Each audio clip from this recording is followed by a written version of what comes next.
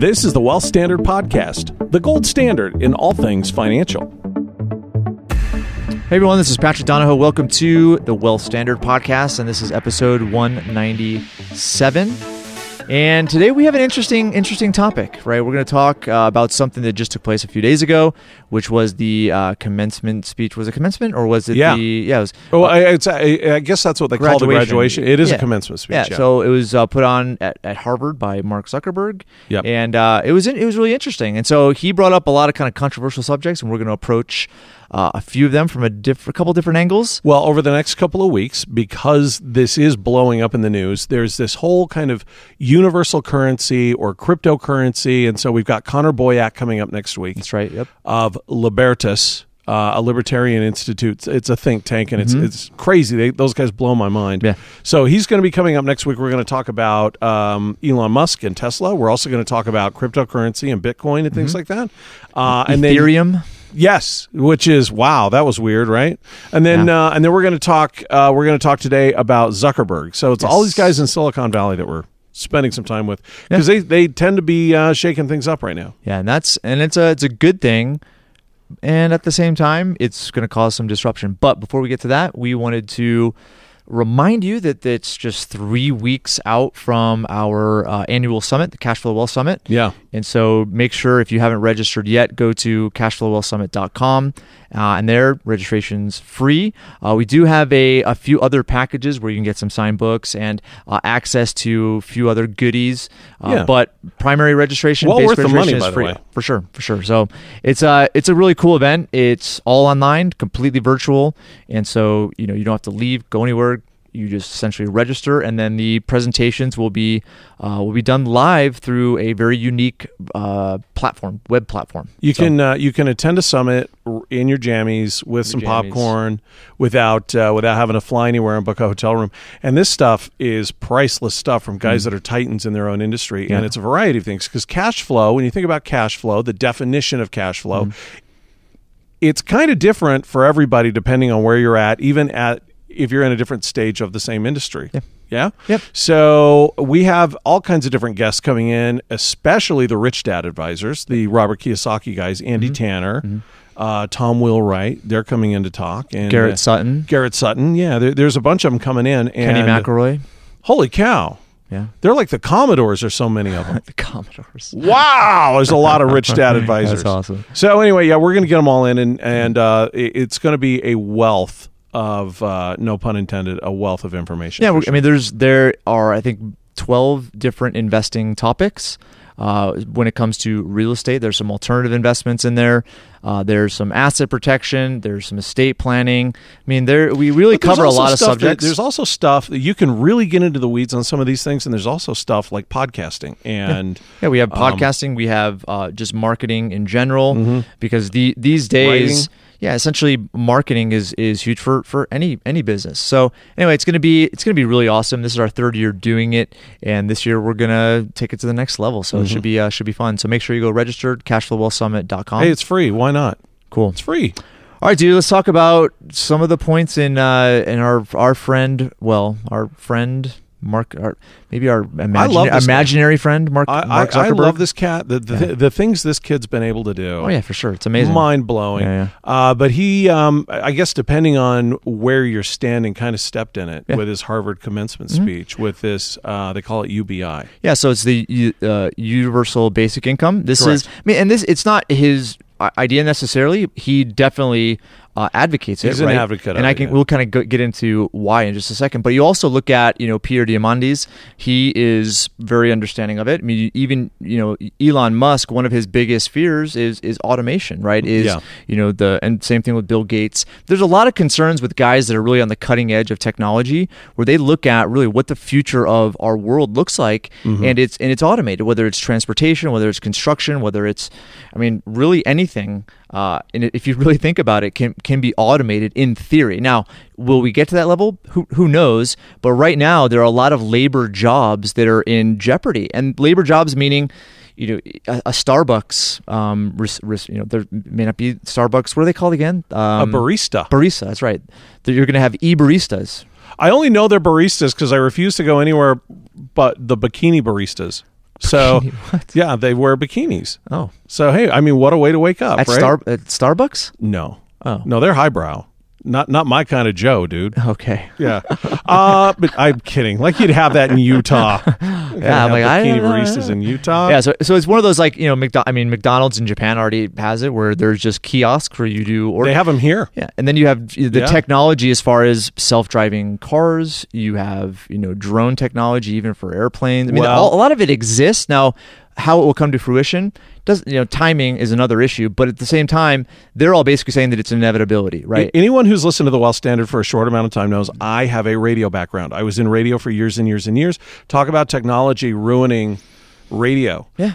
It went from DJs being live and local 24 hours a day to a thing called voice tracking, where a guy would go into a production room and he would voice track, is what they called it, his entire show, and they would pay him minimum wage.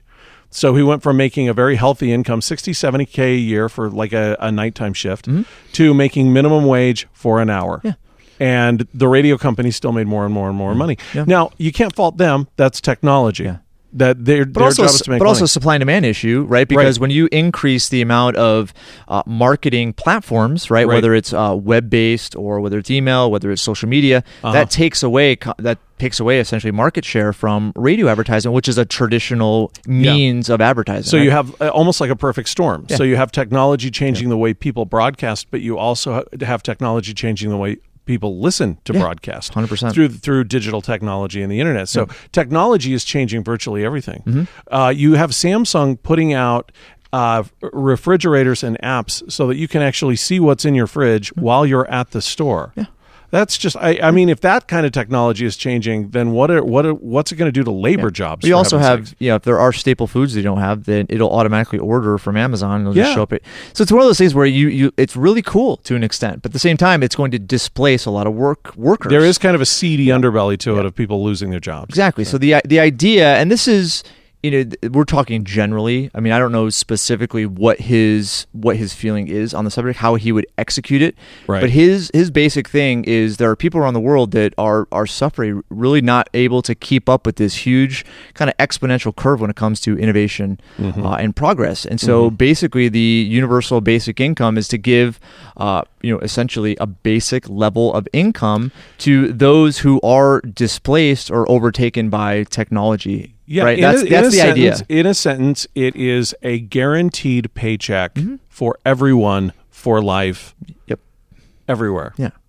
Which is terrifying to me. Well, it depends. If you look at really the intention, and I think he looks at him. I mean, again, this is totally a theory, but you look at Mark Zuckerberg and what he's achieved, and he wants to give back. There's this kind of law of reciprocity, right? The more you receive, the more you want to give. And I know he looks at, wow, I want to give back. I want to do things that are going to help those that they may not have the same privileges, opportunities, et cetera, that I've had.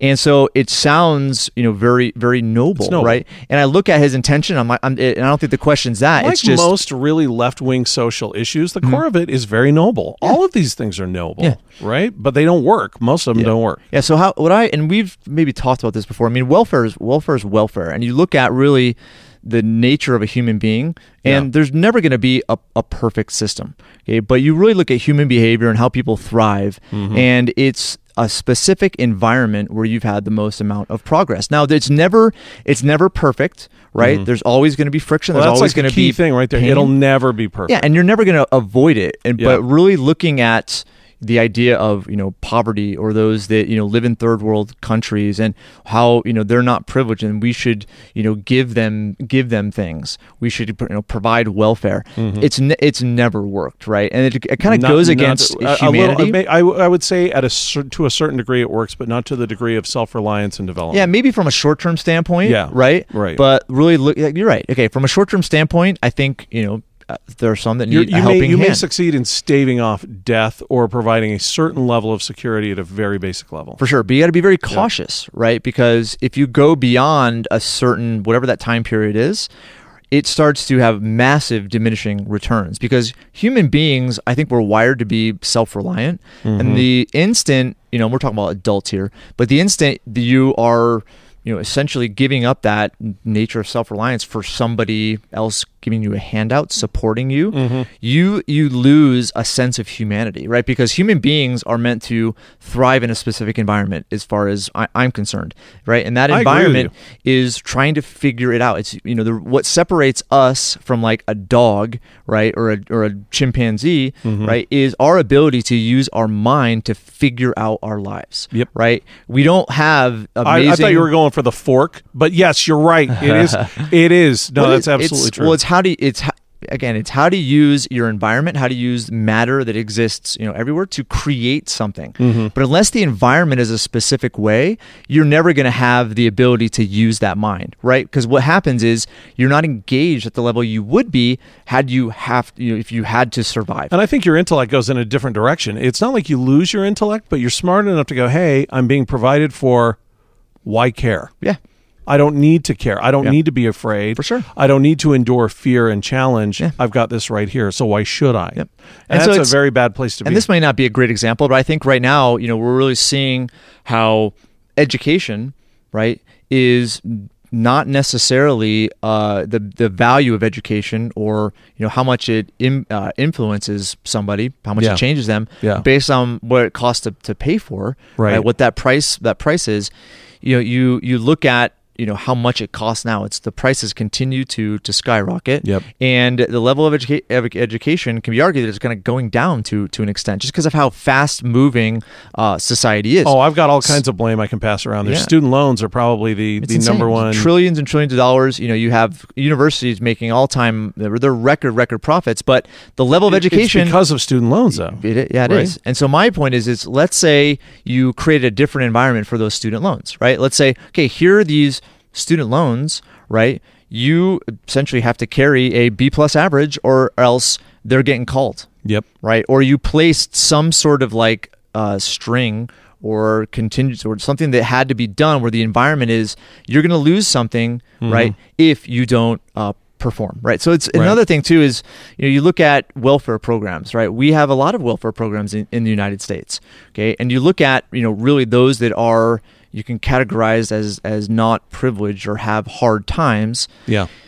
Looking at welfare, I would agree that maybe on a short-term basis there's room for that. But that's what it was designed for, Pat. I know. That's originally it was just enough to get you to the point where you were back to being self-reliant again. And this might maybe sound so inhumane, but I think it is the most humane thing, period. Yeah. Which is if you cut somebody off, okay, they go to work. They're going to go figure it out. We're meant to figure out survival. Yeah. Right. And when we're not given that ability, you rob a person of one of the greatest things in life, which is figuring out how to live, be self-reliant based on you, not on the merit of somebody else. And I think it's important to note too that we're not calling people deadbeats. We're not saying that if you fall into this trap, you're a deadbeat. It happens to good people. Yeah. You lose your job, you become reliant on the system. For sure. Then you start telling your things. Psychology creeps in, and you start telling yourself things. Oh, my job is not out there anymore. I lost it to robots. I don't know what to do. Yep. And you don't get over that next big hurdle, which is I have to go out and try, because fear is an overriding factor. I'm going to go out and fail.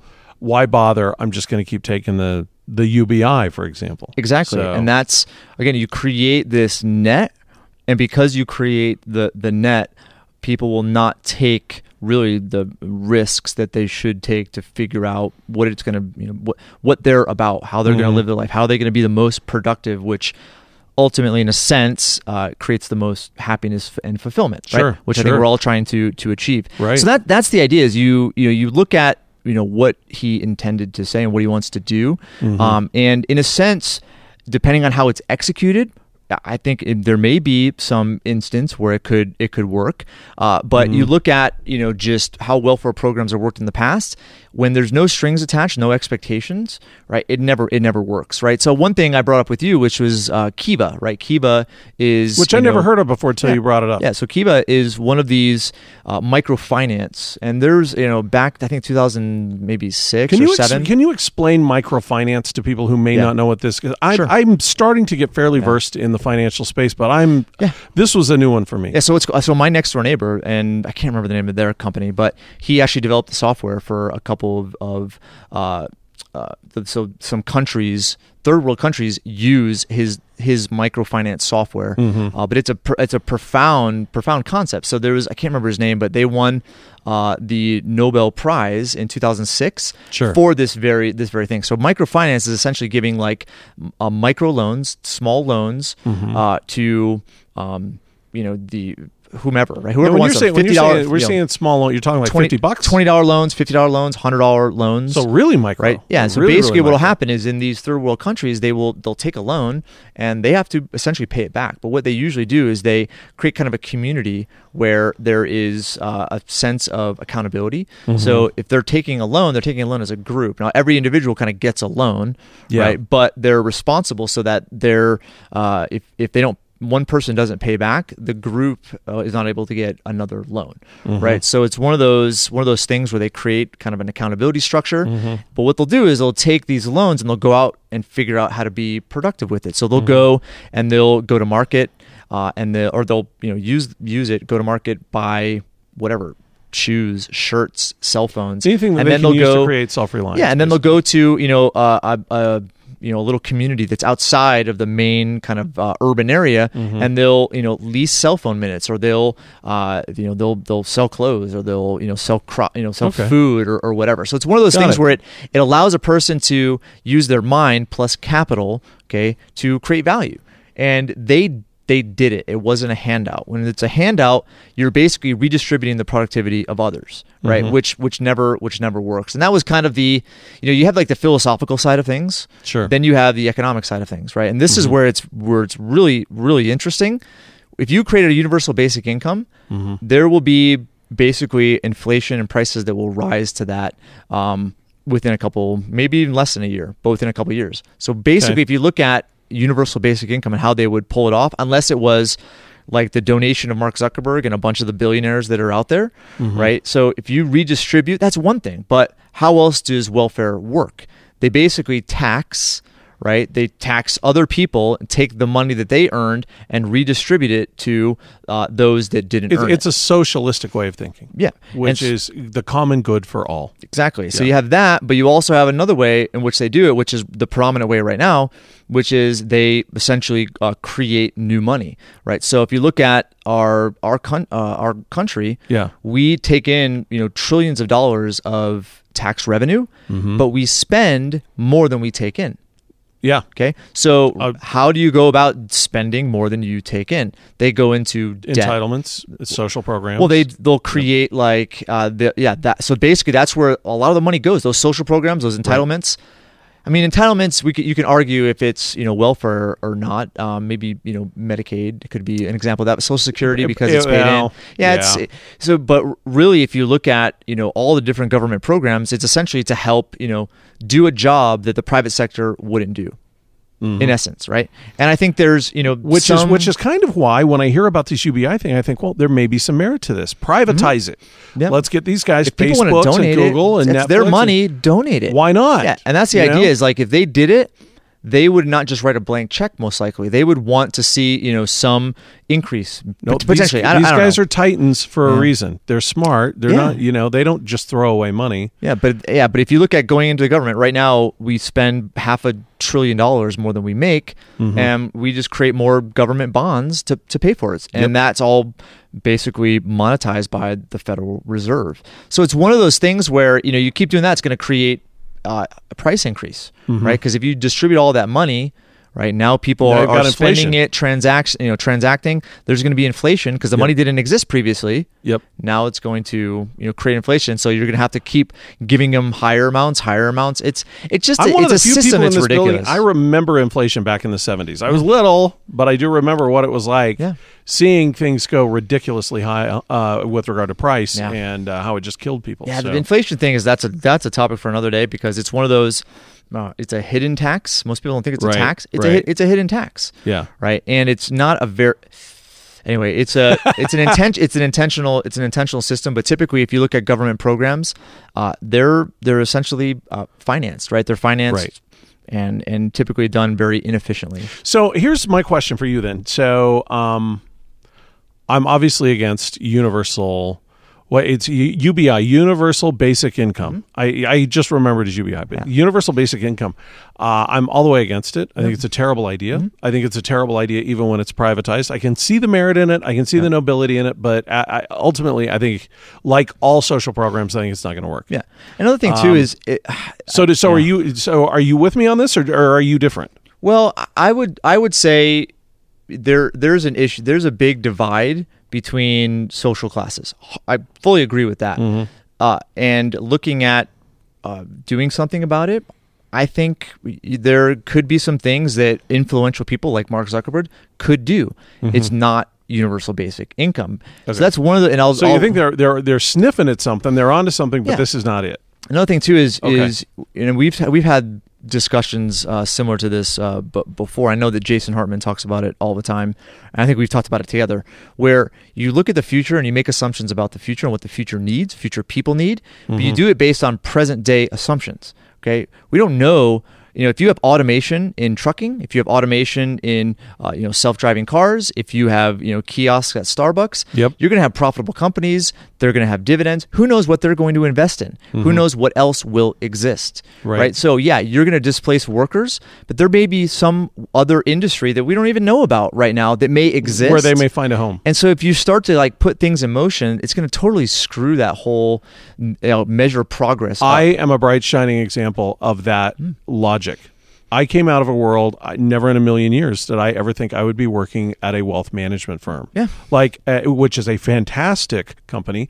But here I am, outside of radio, outside of broadcasting, doing the exact same things that I did when I was in radio and broadcasting, just in a different way. Yeah. And loving it every single day. And that's where, the industries of the future, you can't expect they're just going to be the same as they are today. Right. It's going to be different. And I would say that's life, that's humanity. It's not a perfect system. Yeah. But when you start to move levers that have tried to be moved before, you're going to get the same result. Which is a lot of resistance, a lot of blowback, a lot of bureaucratic red tape. Yeah, so I looked at it and I'm like, okay, what is the best thing that Elon Musk can do? What is the best thing that Mark Zuckerberg could do to the world, right? To keep doing what they're doing, take their resources and, improve society, improve humanity. I mean, one of the things that Mark Zuckerberg did that I thought was amazing, he bought a drone company. He's trying to figure out how to take that network of drones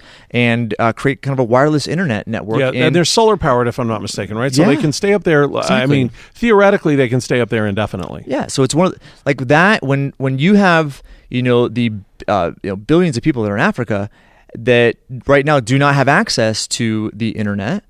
When they have access to information, now you pair information with their mind. They take that information and figure out how to solve problems. But if you don't create the environment where they're essentially trying, or they're in a sense forced to do that, you don't have innovation. Right? So the answer, and I'm with you on this. I think the answer is infrastructure. You have Matt Damon's charitable organization trying to bring cleaner water to remote parts of Africa. Things like simple things like that to give them the opportunity to work, to grow and thrive on their own without giving them handouts. And I'm all for that. I think that's a great idea. I love the drone thing. Yeah. How cool is that? I mean, that's really cool. Yeah, and it's a slippery slope, right? Because when you improve one thing, right, you may remove something else, right? Yeah. Because let's say, the Matt Damon thing, you improve water cleanliness. Well, let's say that there was, a group of guys that had a little business that they hiked 5 miles a day and went and picked up water, and now they're going to bring the water back so that people can drink. Now they don't have a job. But it's kind of okay, make they don't cops to protect the water supply. That's the thing. It's kind of well, we need to give them universal basic income because they don't have jobs anymore because we just created, I think it's a shortcut. Yeah. Right. And I understand that you don't want nobody wants to hurt somebody else. Right. Yeah. And it's one of those I don't know. I struggle with my 3-year-old. Right. Where it's kind of I love to see him play, But I remember this one time we were at this thing at the Gateway, the Discovery Center, and some kid like pushed him down, and like I like lost my freaking mind. Yeah. Right? Because I had that natural instinct to protect and not have anything bad happen to him. Sure. But at the same time, very normal, very natural instinct. Yeah, and it's one of those things where those things have to happen, right? And people have to learn, people have to understand that's how why to you train get your kid along with one to another. be the most evil person in the room. You have to train your kid that way. Evil is survival. Jeez. Yeah. So, but kidding. And that's where, like I said in the beginning, it's like it's not a perfect world. We're imperfect. We're humans, but I think that's the perfectness of it all. Right. In a sense, where we are here to figure out, innovate, use our mind, and maximize our experience, because that's where, I mean, and this is coming from my perspective. I could be totally wrong. I don't know. Oh, I don't think I would be hard pressed to find somebody. And again, we'd love your review. We would love your feedback or your comments. If you do disagree with Pat or myself, let us have it. Let us know. Yeah. But I think you'd be hard pressed to find anybody that would go, no, he's totally wrong. Give everybody everything. Kumbaya. Yeah, it's nuts. Yeah, we've talked about what's the one kids movie where you have, I think is it Pixar? Yeah, it's Pixar, where they go up into a spaceship and are drinking like milkshakes all day long. What's it called? WALL-E. WALL-E. Yeah, and that's what happened. Kenny. That's what happened. Yeah. And that's obviously that's Kenny, because he's the movie. Yeah. So I mean, it's that idea, and if you're not familiar with the film, it's basically just this futuristic thing where everybody like polluted the world, polluted Earth, but they found this spaceship and ththey're just up, circling the Earth until it's clean again, and they're just drinking milkshakes all day long, floating around on little, like floating. What are they called? Just I don't know, but I love this idea. Yeah, I need to go watch. I need to watch WALL-E. Yeah, it's obviously it's dramatized, it's fiction, etc. Sure. But the idea that I pulled away from that was that if people have nothing to do and they're just given everything, they're not going to thrive. It's going to be the same thing every single day of the week. Yeah, and that's not life. Well, and even like I said, the right and the left sides of the aisle, figuratively speaking, they all hate this idea. Everybody is saying this is terrible for different reasons, but universal basic income is pretty much universally hated by everybody other than these guys that are pioneering it. But. And that's interesting, because I usually like to really investigate the things that are hated. So we'll see what happens. Well, it usually tells me this would be the exception. When the right and the left typically both hate something, I'm usually all for it, because that tells me you might be onto something awesome. You might be onto something. So that's where it's like, the idea is like, oh man, it's been tried before. But Zuckerberg is, I don't think maybe he is, but I don't know if he's going to go and like push, and lobby Congress to, hey, you need to tax people to give universal base. It may be one of those things where he creates some sort of an initiative, and he uses his influence and his goodwill and see what happens. And I think that he'll probably fail in a number of regards, but probably learn some stuff and move on. And you never know where those failures are going to take you. Yep. They can take you to a completely different direction that's much better than this. Yep, so. I agree. Cool. All right. Well, hey, that was a cool podcast. Very cool podcast. Enjoy Grand Cayman. Yeah, that's gonna be. Yeah, I'm so jealous. I hope you guys have fun. Yeah, it'll be cool. It'll be cool. Maybe I'll do a little blip there. We have a convention next week, and please do. I think our listeners would love it. Cool. All right, everyone. Hey, cashflowwealth.com. Make sure you register. It's coming up. It's free. And then next week we have Mr. Brainiac Boyack. Connor Boyack. This man is so smart. Yeah. He will do two things to you. Yeah. A, he'll make your head hurt. B, he'll make you feel stupid. So you want to listen. Yeah. Because it's a lot of fun. Yeah. And he is brilliant, and he's really smart, but he's also he's very modest, very humble, and it's really cool. But yeah, don't try to like go against. Well, if you want to go against him on Facebook, be prepared. And you better know your stuff. Bring a lunch and a stick, because he's going to keep you busy for a while. Cool. So. All right, everyone. Thanks for listening this week, and we'll see you next week. Bye. You've been listening to the Wealth Standard Podcast, the gold standard in all things financial.